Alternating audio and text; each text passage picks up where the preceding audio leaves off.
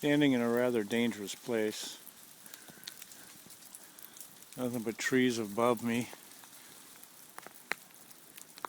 I want you to hear the crackling of all the ice from last night's storm.